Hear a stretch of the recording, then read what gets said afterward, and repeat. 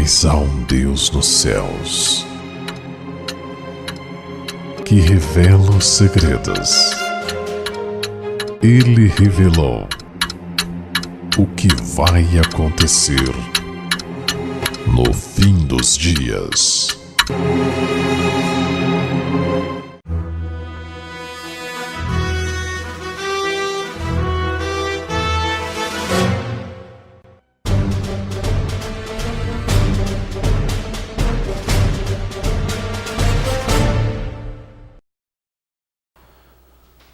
Arrebatamento secreto.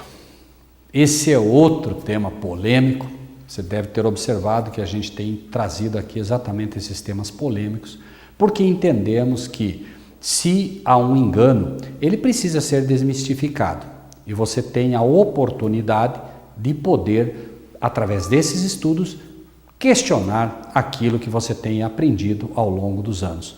Lembre-se, não importa quanto possa parecer verdade algo, né? Você precisa desafiar aquilo que aprendeu. Jesus disse que não se pode colocar remendo novo em roupa velha. Disse também que não se pode deitar vinho novo num odre velho. O vinho novo é a palavra de Deus nova, a verdade presente que Deus quer que você entenda. Mas se você reter este velho homem, reter as doutrinas espúrias que você aprendeu, você não tem como progredir na caminhada celestial. Então, vamos ver o que diz a Bíblia, de fato, sobre este arrebatamento secreto. Em primeiro lugar, tenha em mente o seguinte: a palavra de Deus, como já dizemos, é simples. Você não tem como ensinar o arrebatamento secreto a partir de nenhum versículo bíblico, simplesmente porque não existe o termo arrebatamento secreto. Existe o termo arrebatamento secreto, não. Então, em primeiro lugar, tenha em mente isso. Não existe o termo arrebatamento secreto e, por isso, não tenho nem como abrir um texto da Bíblia e dizer vamos estudar sobre o arrebatamento secreto. Não dá para estudar aquilo que não existe na Bíblia. Agora, as pessoas, os pastores, aqueles que ensinam esta doutrina do arrebatamento secreto, defendem a ideia de que, não fala arrebatamento secreto, mas se você buscar o outro texto, você vai ver que leva a essa conclusão. A Bíblia não permite conclusões ou lógicas. Ou está escrito ou não está. Por isso, Jesus, quando foi atacado pelo inimigo, por 3 vezes usou essa defesa. Está escrito. Não é o que você acha, como é que você interpreta.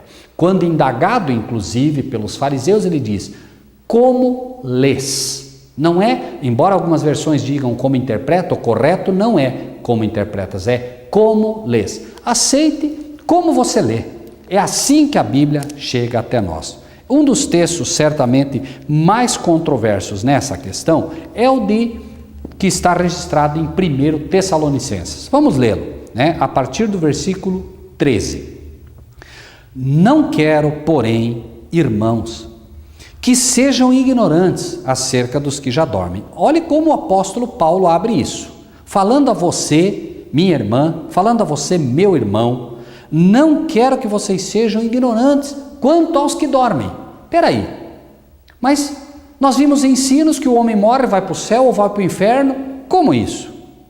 Não sejam ignorantes quanto aos que dormem. Não existe isso de estar no céu ou não estar no inferno. Estão dormindo. Não sejam ignorantes acerca dos que dormem, para que vocês não fiquem tristes, como os demais que não têm esperança. Existem as pessoas que não creem na ressurreição. Então eles não creem que a pessoa está dormindo. Morreu e ele não sabe o que vai acontecer. Para nós, como diz Paulo, estão dormindo. Porque se cremos que Jesus morreu e ressuscitou, assim também aos que em Jesus dormem, Deus os tornará a trazer com ele.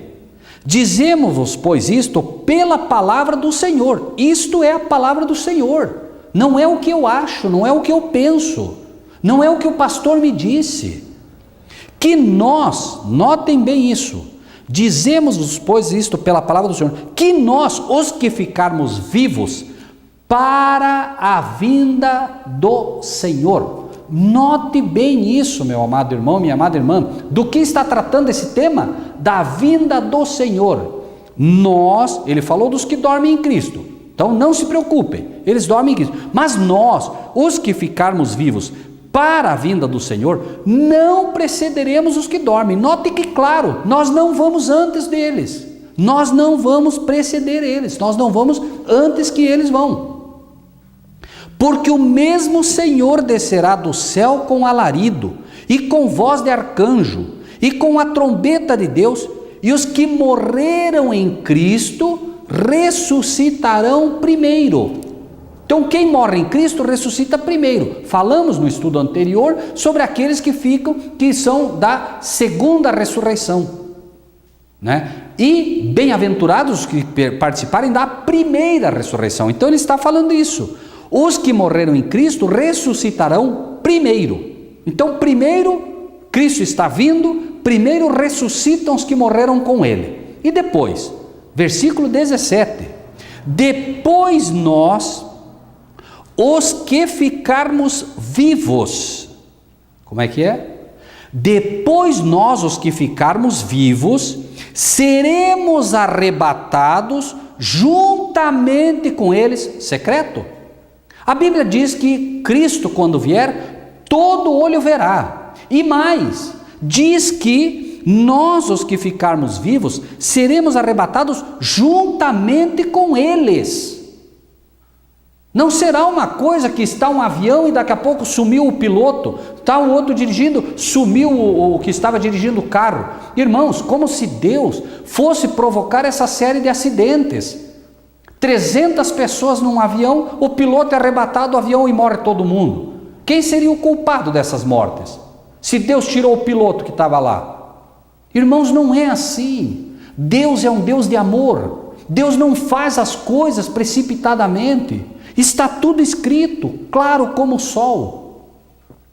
Depois nós, os que ficarmos vivos, seremos arrebatados juntamente com eles nas nuvens, a encontrar o Senhor nos ares, e assim estaremos sempre com o Senhor. O texto é por demais claro. Particularmente, me perdoe, eu não entendo como pode um pastor ensinar algo diferente disso. Não é um texto confuso, não é um texto difícil de se entender. Veja o que diz também o livro de Mateus, no capítulo 23, 36 ao 44. Lembre-se que Mateus 24 está falando da vinda do Senhor.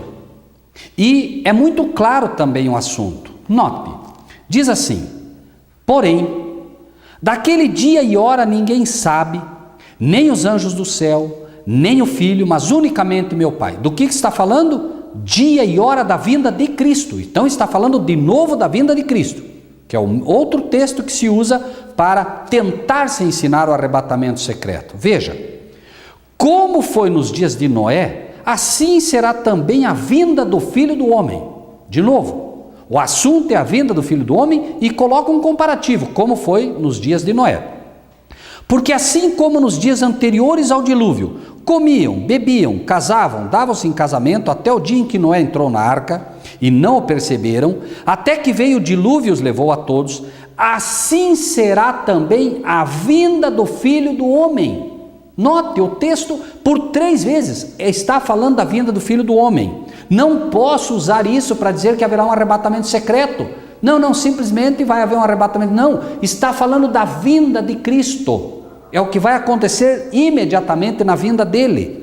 Então, estando 2 no campo, será levado um e deixado o outro. Quem? Depois nós, os que ficarmos vivos, seremos arrebatados. Então Cristo vem, tem 2. Um vai, o outro fica. E o que mais é dito? Estando 2 moendo no moinho, será levada uma, deixada a outra. Claro. Vigiai, pois, porque não sabeis que hora há de vir o nosso Senhor. Irmãos, particularmente, eu fico tentando entender como pode o inimigo ter nos enganado, ter enganado tantos pastores ao redor do mundo, que não conseguem ver como o texto é claro. Como pode alguém pegar um texto desse e imaginar um arrebatamento secreto totalmente fora do contexto bíblico?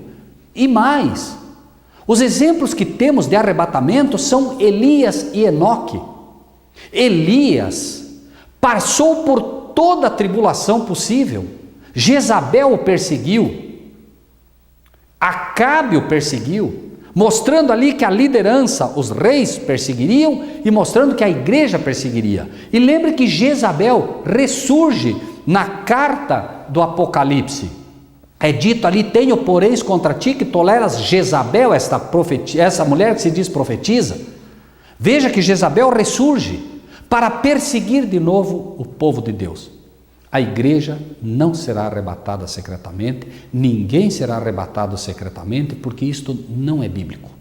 A maravilhosa providência de Deus, desse Deus de amor, será mostrar a cada um dos seus filhos na terra o seguinte: 10.000 cairão à tua direita, mas tu não serás abalado. O texto não diz 10.000 cairão e tu serás levado. 10.000 cairão à tua direita e tu não serás abalado. Deus mostrará o seu amor e o seu poder pelos seus filhos, mostrando que, mesmo estando na terra, eles não serão abalados com tudo o que vier sobre este mundo mau. Então, a grande pergunta que surge é: qual seria o propósito de arrebatar Deus à sua igreja se a tribulação é necessária para preparar o caráter do povo de Deus e mais, para provar aquilo que Deus prometeu? O meu poder se aperfeiçoa na fraqueza. Será com a sua igreja na terra, Deus cuidará deles em meio ao caos que o inimigo fará. Deus manterá a sua igreja protegida.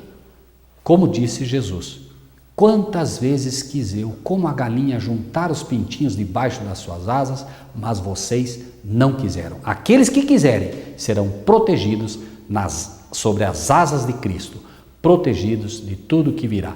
Mas não será, repetimos, por Deus tirar a igreja desta suposta tribulação que virá.